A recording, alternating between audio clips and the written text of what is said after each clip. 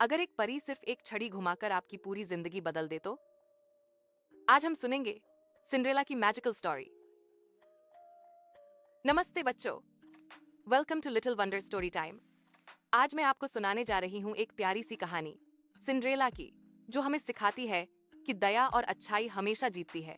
एक बार की बात है, एक खूबसूरत और दयालु लड़की थी सिंड्रेला, लेकिन उसकी सौतेली माँ और दोनों बहनें उसे बिल्कुल पसंद नहीं करती थीं।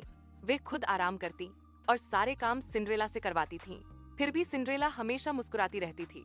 एक दिन राजा ने घोषणा की, महल में एक बड़ा नृत्य समारोह होगा।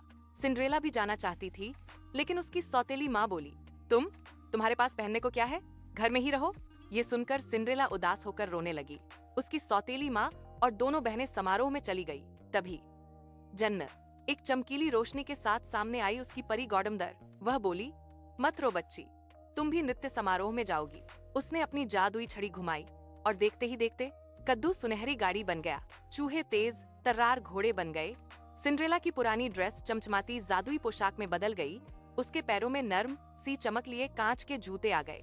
परी ने गंभीर स्वर में कहा, पर याद रखना बच्ची, यह जादू आधी रात तक ही रहेगा। महल पहुंचते ही सब लोग सिंड्रेला को देखकर दंग रह गए। राजकुमार ने उसे नाचने के लिए बुलाया। दोनों ने बहुत देर तक नाच किया। सिंड्रेला बहुत खुश थी, लेकिन जैसे ही घड़ी ने 12 बजाए, टिक टिक टिक, वह घबराकर भागी और उसका एक कांच का जूता वहीं गिर गया। अगले दिन राजकुमार ने पूरे राज्य में खोज शुरू की। जिसका पैर इस जूते में आएगा, वही मेरी राजकुमारी होगी। अगले दिन वो सिंड्रेला के घर आए। सिंड्रेला की सौतेली बहनें जूता पहनने की कोशिश करती रहीं, लेकिन किसी का पैर फिट नहीं हुआ। फिर सिंड्रेला ने जूता पहना और वह बिल्कुल फिट था। राजकुमार बहुत खुश हुआ। उसने सिंड्रेला को महल ले जाकर शादी की और सिंड्रेला बनी दयालु और प्यारी रानी।